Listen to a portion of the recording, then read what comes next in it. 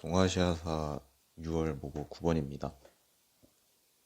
먼저 이 문제가 동아시아사에서 가장 어려웠던 문제로 오답률이 79.5%로 확인이 되고 있고요. 반란이 전개된 시기, 동아시아에서 있었던 사실로 옳지 않은 것인데,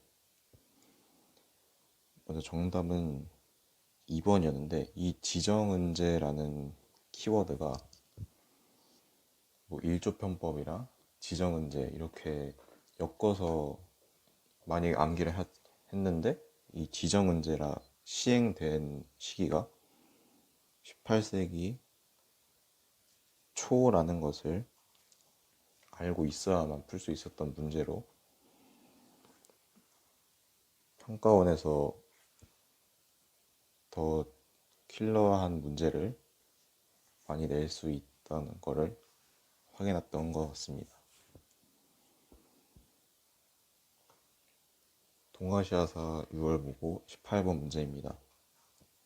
이것은 오답률 2위로 약 79% 정도의 오답률을 기록하고 있고, 먼저 문제를 확인해 보면은 천황이 통치 체제를 혁신하기 위해 조서를 반포하였고, 다음에 도쿄와 요코하마에 있는 철도의 개통식, 그 다음에 현이 설치되었다라는 것을 통해서 이 조서가 반포된 시기는 1870년도 정도로 알 수 있고, 가장 많이 헷갈리게 했던 거는 이 5번 문제인데, 이 마쿠타도 운동이 정확하게 언제쯤 시작이 되었는지를 잘 알고 있어야 됩니다.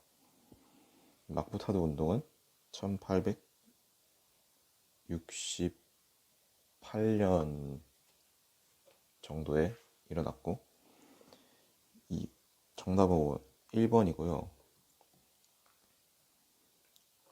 이 공장의 주도로 군수삼이 육성된 것은 19세기 중반 정도 해서 계속 이어나가는 것으로, 연표의 흐름을 잘 이해하고 있어야 문제를 풀 수 있다는 점을 알려주고 있습니다.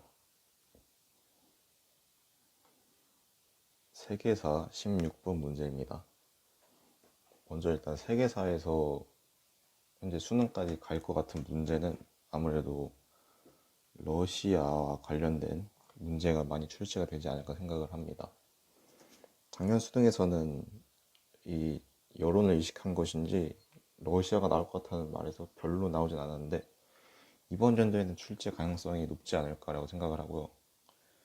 이런 문제는 일단은 냉전 체제 속에서 대립이 심화되는 과정에 조약의 일부, 여기서 뭐 나오는 나라 다 몰라도 소련과 동독 정도만 알아도 이 냉전 체제 속에서 나온 것은 WTO라는 것을 알 수 있습니다. 그러면은 WTO가 함께 대립한 북대서양 조약기구 나토, 이런 식으로 현대사와 밀접하게 연관되어 있는 것으로 잘 엮을 수 있을 것 같습니다. 세계사 19번 문제입니다. 먼저 이게 세계사 중에서 가장 어려웠다고 꼽히는 문제인데, 솔직히 다른 문제가 쉬워서 이게 오답률이 1위가 된 것 같고요. 먼저 이 지도 문제는 항상 영역을 어느 나라가 차지를 하고 있는지를 제대로 파악을 하는 게 문제를 푸는 것이 가장 좋습니다. 파악을 했다고 가정하면은 가는 이탈리아고요. 나는 독일인 것을 알 수 있습니다. 그러면 이탈리아와 독일 사이의 관계에 대해 설명을 옳은 것은 5번이라고 할 수 있는데, 이게 오답률이 높은 거는 아마 다른 문제가 너무 쉬운 것도 있지만 이 지도에 아직 익숙하지 않은 사람이 많기 때문에 발생한 일이라고도 생각합니다. 먼저 정리를 해보자면 동아시아사는 9번, 18번만 틀렸으면 굉장히 잘한 거라고 저는 생각을 하고요. 이게 컷이 조금 높게 나와서 그렇지, 이게 저는 41등급이 45점이 나왔어도 굉장히 나쁘지 않았던 것 같은데 48점이 나와서 조금 당황스럽긴 했지만 그래도 현재 2등급이라고 자만해서는 안 되고, 아니 자만이 아니라 2등급이라서 기죽지 말고 더 열심히 하는 것이 중요하다고 생각하고, 이 9번 같은 문제는 이 지정 문제가 언제 시행되는지 정확하게 물어보는 문제가 아직 없어서 그렇지, 이게 연표를 통해서 다시 한번 흐름을 정리하는 것이 굉장히 중요한 것 같고요.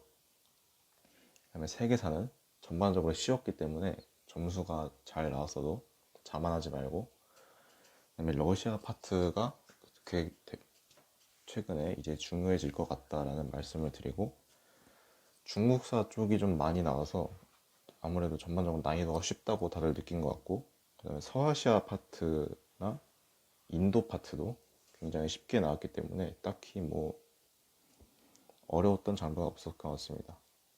하지만 본인에게 아직 부족하다고 느끼는 부분을 더 열심히 파고들어서 결국 만점을 받아서 1등급을 받아내시기를 바랍니다.